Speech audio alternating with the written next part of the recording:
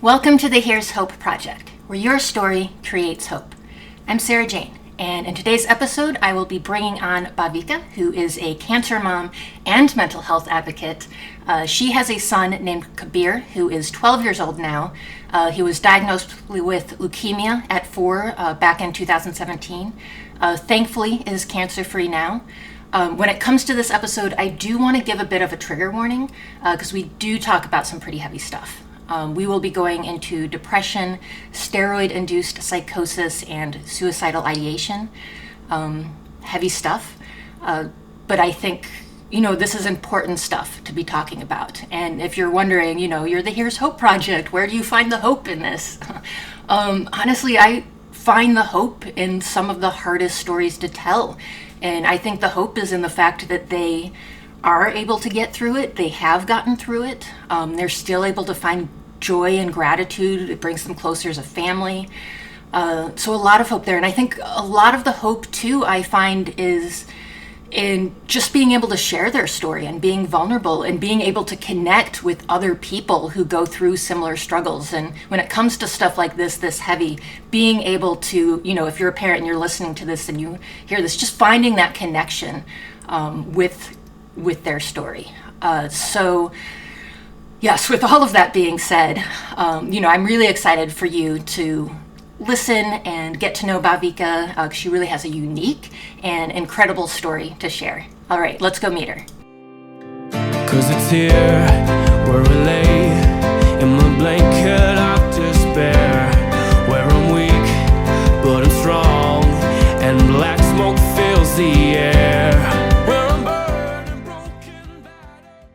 Hi, Bhavika. It's good to see you. Hi, how are you, Sarah? I'm doing all right. And I know you're going through a lot right now, and so I appreciate you being on. I'm actually excited to have you on because you are not only a cancer mom, but you're a mental health advocate as well. And I know you have a lot. I mean, you have quite the story that we're going to hear about and can provide so much hope. So thank you so much for coming on. I guess just to give our listeners a little bit of background, you are the mom of a boy named Kabir. He is 12 now. He was 4 when he was diagnosed with leukemia. Thankfully, is cancer-free now, but did relapse twice.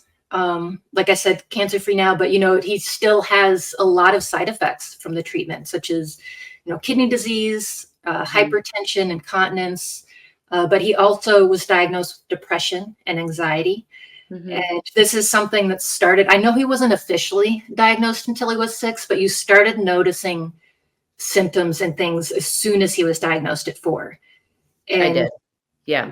And that's interesting to me because, we don't hear much about kids at this age, that young, struggling with things with like depression. So it makes me wonder, what was his sort of understanding and comprehension at the time when he heard that he had cancer? Yeah, so Kabir, didn't fully understand what was happening. Not fully. I mean, not to the extent maybe that my husband and I understood. But with that being said, I think his entire life turned upside down. He, fell out of anything he knew as a childhood routine. He stopped going to school. He moved into the hospital. He was undergoing extremely painful treatments, nauseating, pain is something that's a little bit debated in the cancer community, but I definitely think there was pain. Besides procedures, the chemo itself can cause some bone pain. So he started experiencing a lot of uncomfortable things and big emotions. I think we were pretty transparent with him from the beginning about, as much as we could, explain it to him in 4-year-old words, what was going on and that this was serious. I think he observed us, our emotions, and picked up a lot. And, we didn't go out of our way to try to worry him, but we weren't hiding our emotions all day, so it was something that I think he understood. And I think the depression or mood changes early on, it was hard to read. Will this stay? Is it temporary? but it was very difficult. Everything changed. Kabir had, as you mentioned, a high risk leukemia. And, he wasn't like going in for chemo like once every 5 days. Him and I pretty much lived inpatient in the hospital the entire first year with very small breaks. So it was very intense. He was separated from his friends, as he knew, his preschool teachers, his brother, although we made a very big effort to make sure they saw each other every single day. It was a huge change. And we started noticing big emotions, frustration, anger, sadness, extreme sadness, rage, almost immediately. Yeah, But I know that. like you mentioned, sorry, I just want to say, like you mentioned, you don't hear about it. But I think that has a lot to do with, yes, one, the age. Nobody wants to talk about little kids being depressed. Two, I think in general, there is still a massive amount of stigma, as much as we think we've come far on mental health. So we post about it, we talk about it, but nobody really talks about it. Like, I know it was just Suicide Prevention Month in September, as well as Pediatric Cancer Month. But I think that we just don't talk about it that much. Like, even though we know the stats, we don't openly talk about like, oh, my wife is depressed, my husband's depressed, my son's depressed. We don't really talk about it as a society. It's still very taboo. And so we definitely don't talk about little kids facing such big emotions. Yeah, no, that's a good point. I'm glad that you mentioned that. And, we're always talking about how it flips a parent's world upside down. But I don't know how much we think about how much it really affects a child and flips their world upside down, especially if they're maybe a kid that kind of thrives off of routine and structure. And for him to, like you were saying, all that he, like with his friends and his family and his brother and having to be in the hospital all the time. That's a big flip. That's like a completely new life. Right. Yeah. And I know that you gave him some hope, and, you told him that, just 2 years, we just got to keep fighting for 2 years. And then, things can go back. And, those 2 years came, fought it, beat it. Unfortunately, he relapsed. He's 6 years old at this time, officially diagnosed with depression and anxiety. How did he respond to that relapse? So for 2 years, as you mentioned, we gave him hope. We had hope. We never saw the first relapse or the second relapse coming. Never. I won't say it was as big a shock as the initial diagnosis, because you're just, completely blindsided when something like that happens to your life the first time. And now there is a risk or threat of it. But the way we kind of walk around the oncology ward in the children's hospital and have a lot of conversations, in order for parents to survive it, in order for the kids to come and comply for treatment every day, there is obviously the focus cannot be on relapse. It can just be about beating the cancer.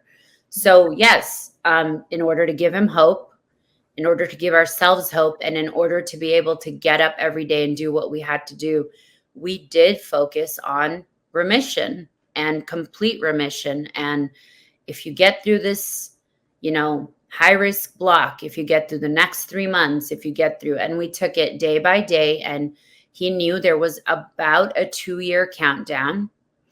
And I had this whole thing in my house that was like seashells and a chalkboard with the days counting down to his last, either chemo infusion or lumbar puncture, a biopsy, whatever that last thing was that was planned on the flow, I forget what it's called, but like the flow sheet of treatment. We had a countdown going, and I would update it every few weeks. And it would be like, oh, there's only 57 days left. And, we counted down, and then it was a huge shock. Kabir was not doing well right after treatment. And I think I never thought relapse, but I knew something was wrong. And I just thought maybe it was residual side effects of chemo. But I was worried. I was anxious. We kept going back to the doctors. But Kabir's world just crumbled, after that. And I think the depression was much more apparent because you could see he lost hope. Like that you promised me almost, that I'd be okay. And maybe we never made any promises, but I will tell you after his first relapse, we're much more careful and how we word things to him because, maybe we made promises like we didn't mean to. And we try to be honest with him, but we may have said, you're going to be fine. Everything's going to be okay. You just have to do this 2-year block of chemo and you just have to go for this and this. He was 4, he was 5. He couldn't really process what 2 years looked like, but get through this thing and the next thing. And you have one more of this. And we kind of got him to do it. And then when he relapsed and he was like, the cancer's back, it pulled, the rug, the floor out from beneath us, all of us. And it was very just shocking to the system. And I think I could really see his level of hopelessness at that point. He thought he was going to die. Yeah. So how do you kind of give him, if he was hopeless, how do you kind of reinstill that kind of hope? Yeah, I mean, it took me a minute to wrap my head around it. And we were very scared because Kabir had a high-risk mutation, something called the Philadelphia chromosome. And my husband and I, Mandeep and I, had been studying the stats and looking at, will the chemo even work on this type of mutation, and been asking the questions on how the studies are going. So when we found out it didn't work, and it feels like a huge, kind of punch to the gut, because I had just put him through what that's how I felt as a mother. I had just put him through 2 years of extremely toxic chemotherapy. And so it takes a minute to wrap your head around it. But then I think the way we gave him hope is the same way we got hope, that yes, one type of treatment didn't work, Kabir, but we are now going to try another type of treatment. And I want you to put your hope in that. I want you to find the strength to do this again. And I'm sorry it's unfair. I'm sorry it's difficult. And we validated, but we didn't have that much time. We had to put his cancer back in remission quickly. We had to search where to take him, and we took him to Philadelphia for immunotherapy. And we really, really kept placing the emphasis on that chemotherapy failed him, but a new type of treatment will not necessarily fail him. And so we asked him to focus on, there's all these scientists and there's all this advancement, and CAR-T never used to be around, and just put your faith in this type of treatment saving you. And that's kind of how we moved on. That we hadn't tried this before, and it was worth trying. Everything was worth trying to save his life. Yeah. I'd find a lot of people. I'm sorry, what'd you say? Oh, I said he felt that. He was strong when it came down to it, He felt it. He echoed it. I know we're going to talk more about his second relapse later, but he's always had a strong answer as far as, does he want to try again? The answer is a resounding yes. Yeah. And I know, we were talking, and you had mentioned that after he relapsed, treatment got even more intense. And he actually, and a lot of kids that go through cancer, well, probably almost every kid that goes through cancer, they are given steroids. And, I'm used to hearing the side effects for those are like mood swings and weight gain and things like that. But when I spoke with you for the first time, I heard of, because Kabir was given steroids, and he experienced steroids-induced psychosis. Never heard of that. So that's really rare, right? Again, I think now this is my opinion of the medical system that things are a bit downplayed. Mhm. It's probably because if they told you how hard it's really going to be. Well, I think it's two factors. One is I think sometimes things are downplayed. Like they cannot possibly prepare you for all the scenarios that might happen. The second part is that they don't know. They don't know how each patient will respond. But is Kabir on my social media where I do cancer advocacy? Is Kabir the only patient I've heard of that has experienced steroid induced psychosis? Absolutely not. I hear it. Um, so I do think things are sometimes downplayed. And also, it's kind of like, why talk about the worst of what could happen when you have to do this? There's no choice. And you want to, as a doctor or anyone, just instill hope. You don't want the worst case scenarios, because Right. And you don't want the worst case scenarios. Everybody needs hope. And they're not going to tell you, take these steroids, your kid might have psychosis. But it was extremely scary. I think it was like the perfect storm. I think he had just relapsed in his central nervous system. He was getting a ton of treatment, which means running through his CNS, which is the fluid in your spinal fluid, and that also runs through your brain. And I think they were using heavy, heavy doses of steroids to try to control his leukemia. And so those are some serious doses. And he did experience psychosis. He had hallucinations. We did have to stop the steroids immediately. We were already seeing steroids are nasty. If you talk to any cancer parent, some of the worst PTSD they have from the entire treatment is during the steroids time. And so it's already a very difficult period. He has extreme rage, extreme appetite, sleeplessness, body pain, right? So you're already dealing with a drug that is very hard. But I think when he got such heavy doses mixed with the news of the relapse, mixed with all the chemo, the intrathecal chemo he was getting through his brain, he experienced hallucinations. He really scared me for the first time. I've heard a lot of scary things since, but he really scared me. You know, he said he saw children in the ceiling. He said he saw our dog, Hachi, in the hospital room sitting behind me. It was very serious. So, of course, I got the attention of the medical staff, and they are aware that it happens because there are antipsychotics that they will use if they really think a patient is a risk for experiencing psychosis again. So Kabir luckily never had psychosis to that degree ever again, except at that relapse. And how long did that psychosis last? a few days. A few days. Wow. Okay. Maybe a day or two, maybe 3 days, you know. Like there was a buildup and then it really peaked with the hallucinations and then it calmed down as we stopped the steroids. But like I said, I mean, they are aware because they do have antipsychotic medicines they use sometimes to dose certain levels of steroids because they do see it. And it was very, very tough because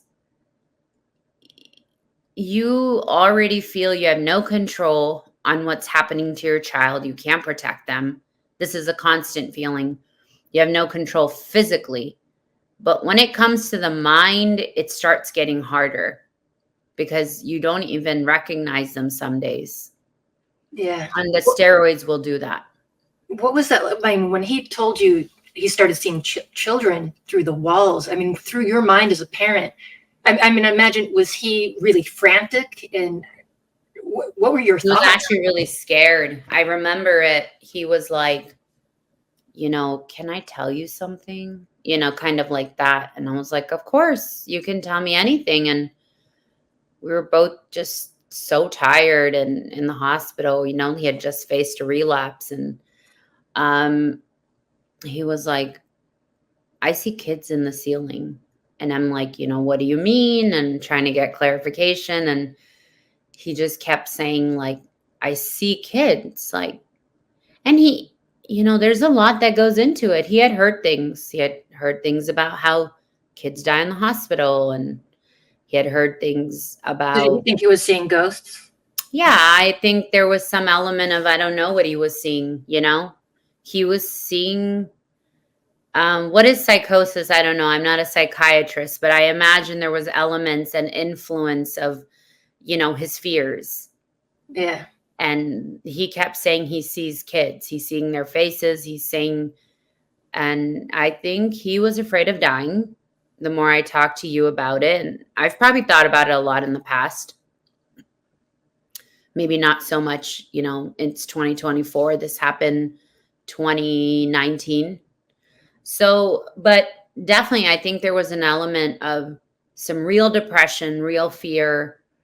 I don't think he thought he was seeing ghosts. I think he was seeing, you know, that there have been kids that died here and I could die. And that was just manifesting without much control over his brain due to the steroids. Wow. I mean, when this is going on, what are you doing for yourself? How are you taking care of yourself? I'm going to be honest with you. I preach self-care, but not when you're in the crisis. It's impossible. I would be lying to you. I mean, you take breaks, you leave the room, you know, after you get him help and you get someone else to sit with him, you take a minute, you go to the cafeteria, you take small breaks throughout the hospital stays as well. But this is like true crisis period. Like at this time, we had no idea what his next steps would look like. We were begging for CAR T, not getting it. Insurance was not approving us for immunotherapy.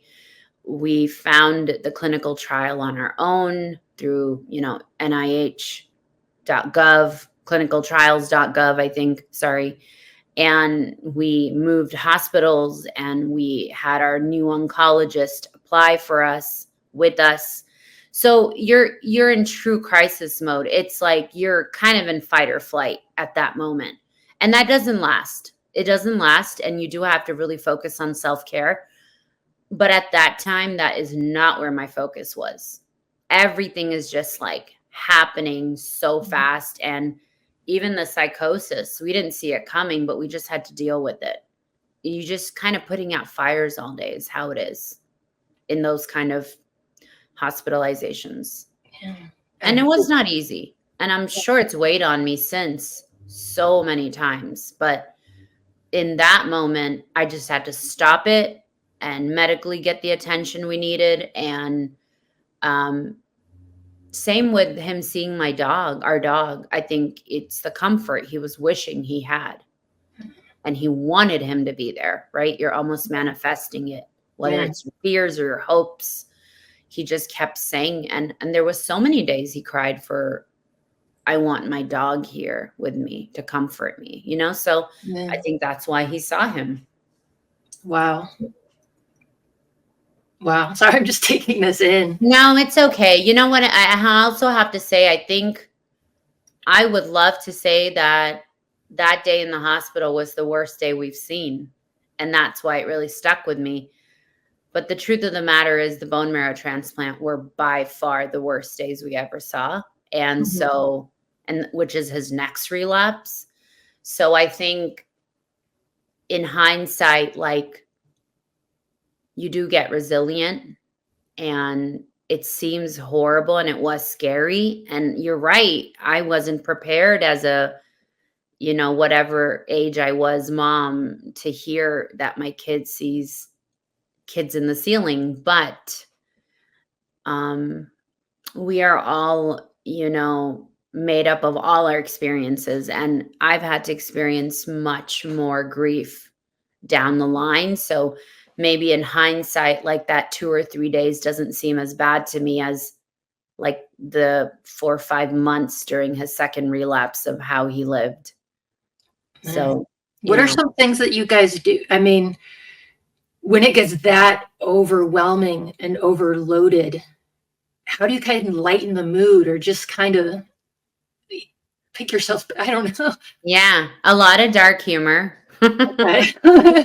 We often joke about that Kabir, we have to watch it. Is he getting too dark? Yeah. But Kabir and I will talk about anything. Anything. There is almost nothing off the table. There's nothing. He's had to face so much life in his 12 years that nothing can be off the table. We talk about any topic he wants almost. So I think sometimes we deal with it with humor, a lot of humor, which sounds like, oh, it's a joke. It's not a joke. I've heard many terminally ill, even people, maybe not terminal, but chronically ill people say that you either laugh or you cry. There isn't, you cannot live in that place of despair and seriousness for long because you will succumb to it. It's like a rabbit hole. And so I often check myself when I feel I'm spiraling down this rabbit hole. Take anything we've dealt with, for example, and then just check myself, like, is this helpful? Is this going to be a good way to cope in the long run? But then there's also very real things we do to help release some of that and, what we consider healthy coping. Like I started my cancer, I would call it a personal blog, about a year ago now.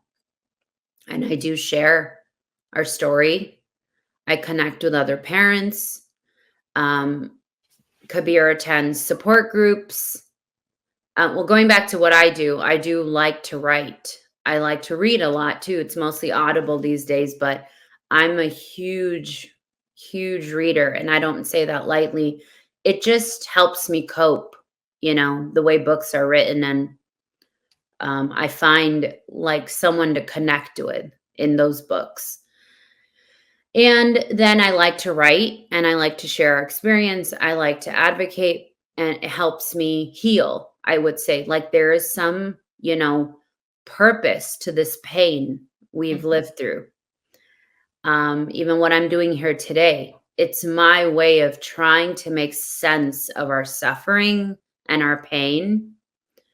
And then, we have easy things like Kabir and me both. We love music. We listen to a lot of music. We watch movies. I mean, small distractions in the hospital go a long way. A child life person will come in and play Legos with him. He cooks. He loves to cook. And so that's an escape for him. He loves to video game. He has watched, not every, because there's so many of them, but hundreds of animes, read manga. He's obsessed with the entire Japanese culture. So, he's found his coping, his escapes.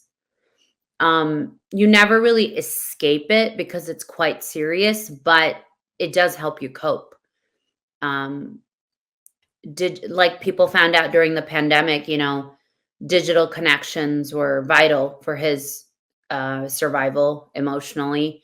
He played with his brother in the hospital all the time when he couldn't see him. Every time he could see him, we would bring Ion by every single day. So outside the bone marrow transplant, where you're not allowed visitors, and it was in the thick of COVID. Well, that's great. I mean, it sounds like you guys have learned to, both of you, Kabir and yourself, learned some ways to cope through all of this. And one of the things that you had said just a minute ago was about how Kabir just is completely open with you and can come to you with anything. And that is incredible. And I'm so thankful for that because, and I don't want to bring in a dark topic because it is what it is. But I mean, there's so much hope in this that you provide through it. And so one of the things with Kabir that he did come to you with was about his thoughts of suicide. And Yes. this is a hard topic for me to talk about because I have experience with this and I just feel it. And to hear, so just first of all, just thank God he trusted you enough and that he could come to you. But as a parent, when you hear those words, how do you address those thoughts when he's telling you these things? Yes. And, first of all, I'm sorry you also struggle with that. It's very tough. Yeah. And it's a real disease. It's very difficult. What I think Kabir struggles with is, and it's not to put it in a light way, but I do think this is what his psychiatrists and therapists and me, over the years, I'm probably the most stable caretaker he's had, right? So, because doctors change and stuff.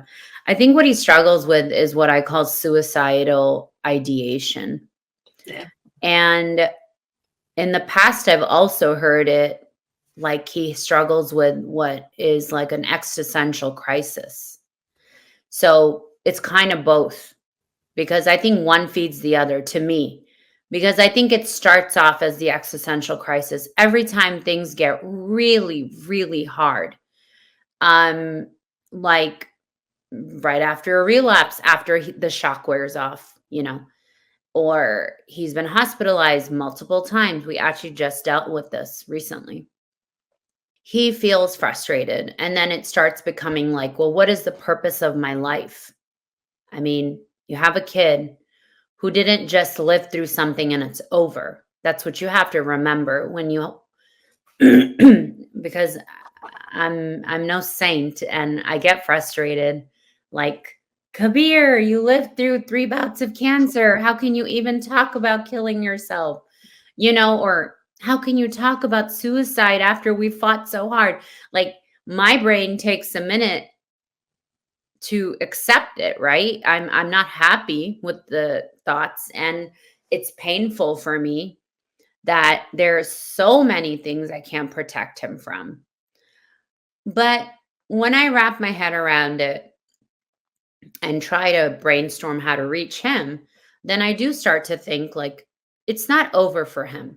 There's immense loss in his journey.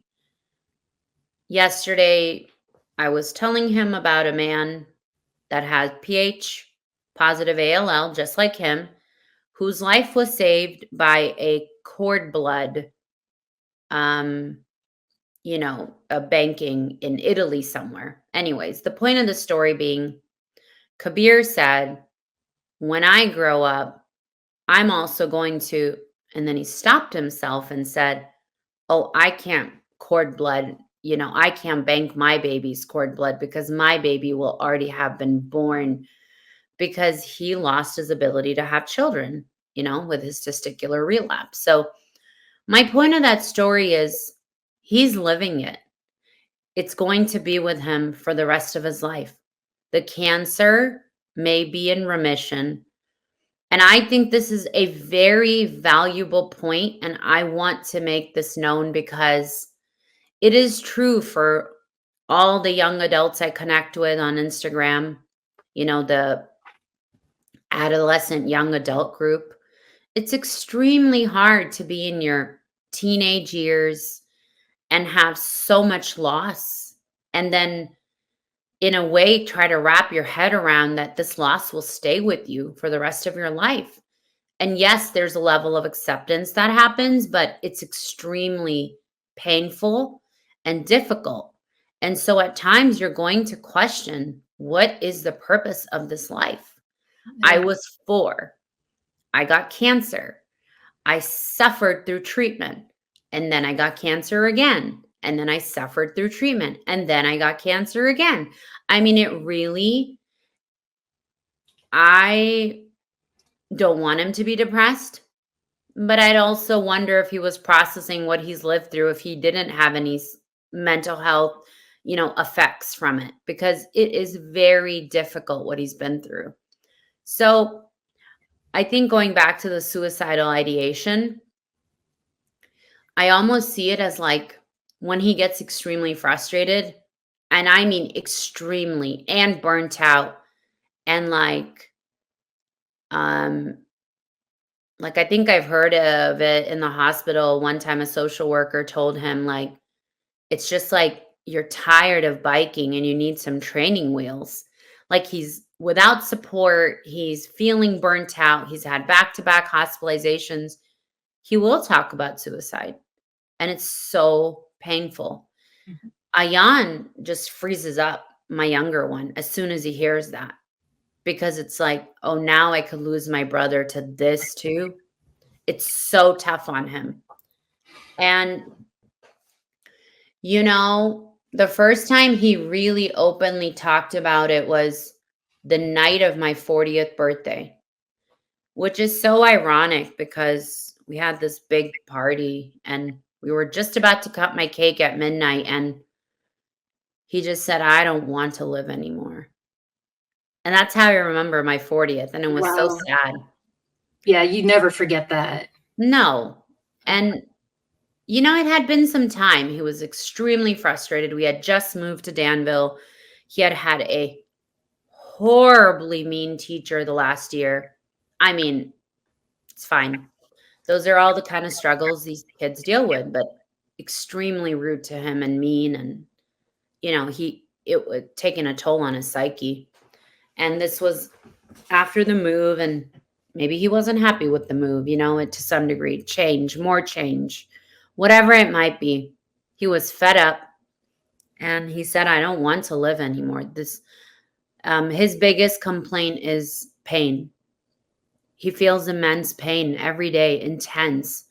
He has a lot of conditions that cause him pain. A lot of it is just from the chemo nerve damage. And getting yourself to work through that I live in such severe chronic pain every day, but I still want to live. It takes time. And he's had bouts of it. I do think that we tried therapy alone for maybe 3-4 years. He was 8 at this time. No, I'm sorry. He was 10 at this time. I'm sorry. He was 10 when I was 40. He had already gone through the bone marrow transplant. He had already lost his memory. He had lost his, ability to have biological children, unless, there's advancements down the line. We tell him with stem cell. He had lived through all the complications of the bone marrow transplant, and he was living in severe pain every day and a lot of complications from his treatments. And so he just felt worn down, and it's almost like it's not an escape, but it feels like I can escape all this if I just, commit suicide. But how do you know it's ideation?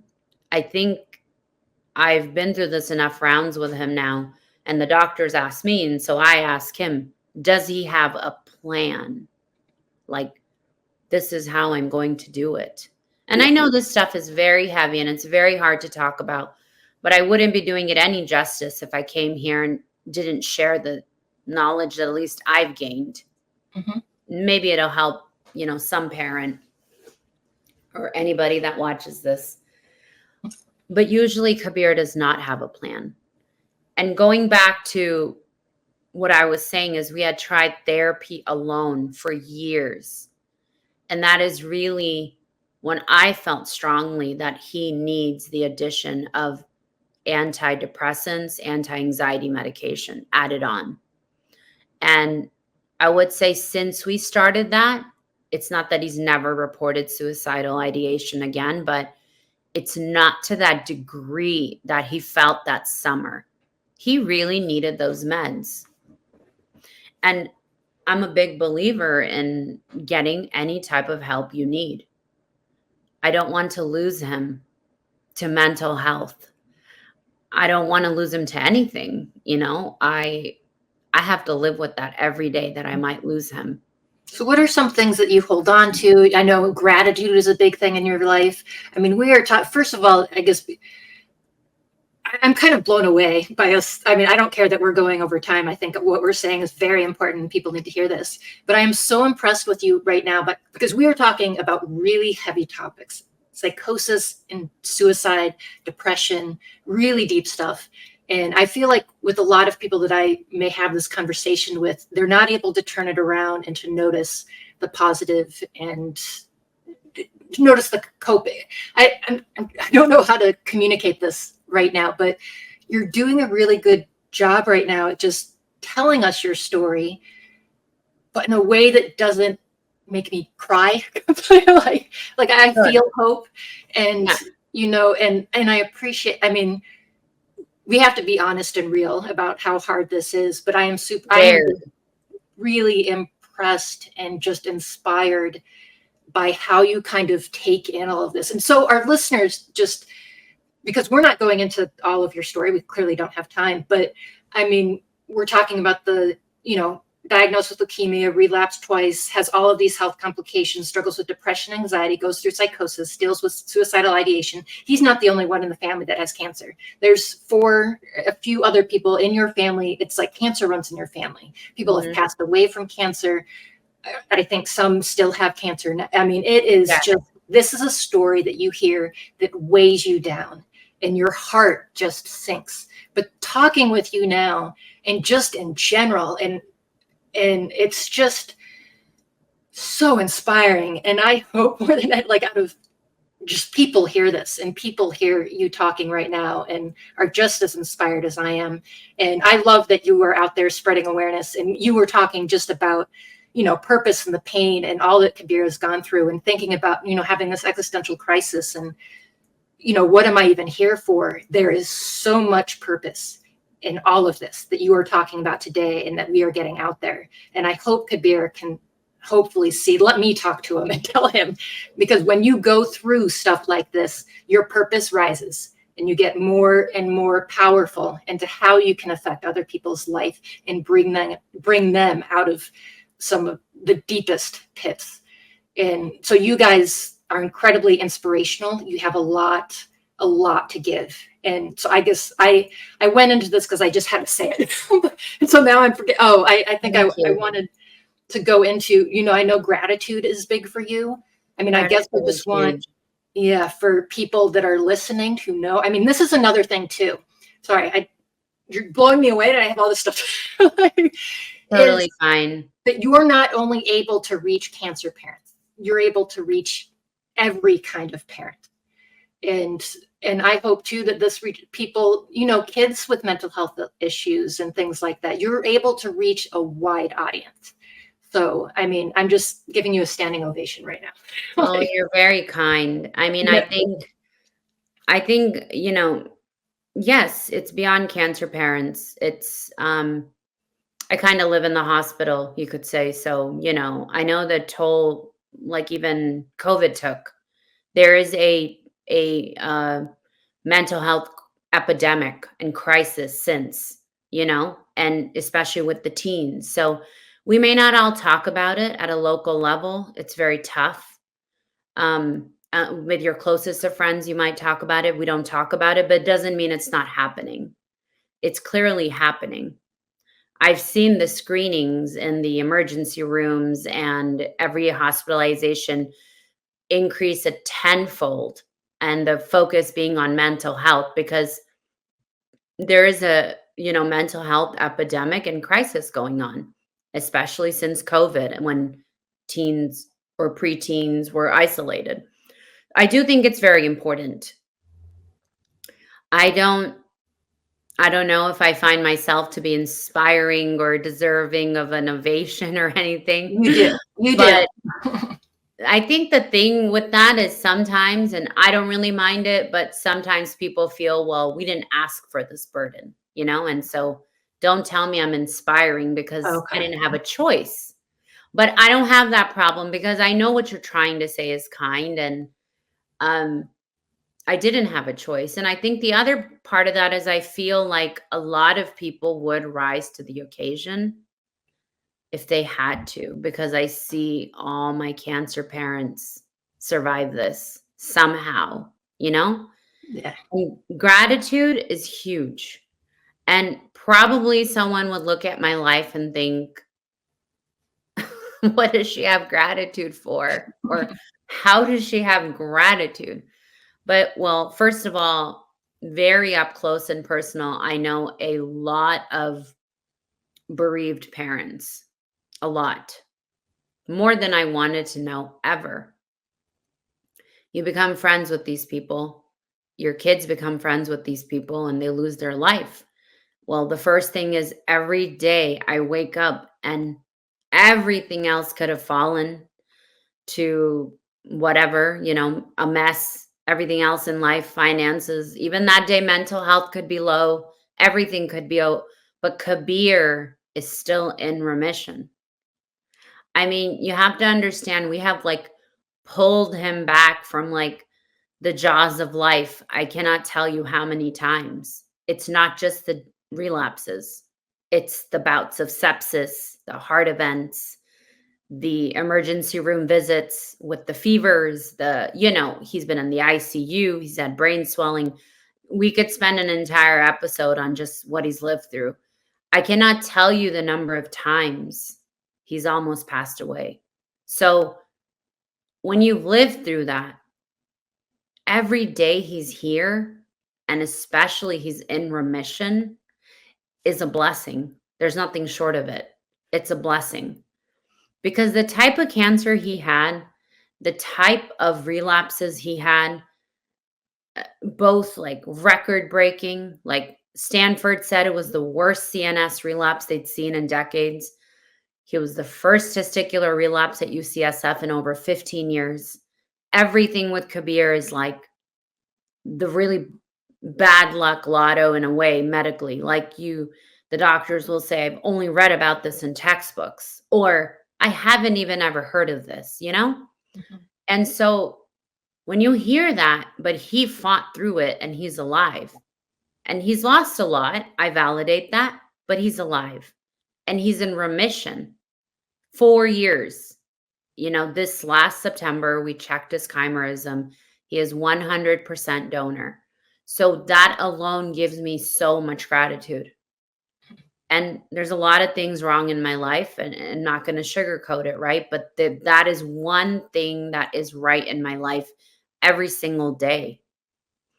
And the other elements are just, I'm married to my best friend. A lot of marriages don't make it through this, a lot. And I know exactly why. I mean, we've had our days, trust me, where you don't think you'll make it through. I remember being in Philly and feeling like, I'm not sure we will make it through this anymore. You're so hopeless and you're at the lowest points of your life. And it's hard for a marriage to survive that. It's easy to say in vows, but when you're both living at what you know to be the lowest and both grieving the most precious thing in your life, which is your child's life, it is extremely hard to work through all that. And so I think I'm extremely grateful that my marriage is as strong as it is. And I'm extremely grateful for my second child, Ayan. He not only saved, his brother's life with his donation, but he saves us all. He's funny, he's healthy. I have gratitude for my healthy child and his growth and his brain, and he's so intelligent and funny and smart, but most of all, so kind. He is so kind to his brother. And Kabir's a wonderful brother too, but I think, when we're talking about what gives me strength, I see his love for his brother and the amount of support he's given him. And he does not resent him. And yes, we've had to put on a lot of work into that. It doesn't just happen naturally, but he is amazing and he carries him and he cares. And so I'm so grateful for that, And so I think every day it's glass half empty or glass half full. And I don't have a life that's like a walk in the park, you know, financially, mental health, my career. A lot of times I struggle with self identity. Like, I'm a caregiver, but what happened to my college degree, my career, things like Yeah. that. And so there's a lot to worry about. But like I said, there's one thing to be really grateful for. And as you mentioned, and I didn't talk about a lot, Kabir is not the only cancer diagnosis I've seen up close and personal. Yeah. So I know not to take life for granted, any life. And I've seen it time and time and time again, the amount of cancer my family has faced. And so every day Kabir's here and he's healthy, he's in remission is a good day as far as I'm concerned. And I really try to practice that. That's the only way for me to survive this. If I keep focusing on everything we've lost, we've lost homes, we've lost so many things. I just can't keep track anymore, So you just got to look around and say, like, what do I have? I have these wonderful dogs. I have, an amazing son, a great marriage that survives on who knows what, not a lot of time to feed it. There's not a lot of date nights, and we make do. We stay up late, too late. We watch TV, we make jokes, things like that. And we talk a lot. But I am grateful. I'm grateful for what I have. Yeah, that's beautiful. Gratitude plays a big role in my life too, in terms of overcoming a lot of things and struggles. But listen, I loved talking with you today. I wish we could go on. Thank you so much. We could do a whole series of your life. But yeah, I really appreciate you. I'm glad that we're friends now. Looking forward to just keeping up and keeping in touch. So thank you. Thank you so much.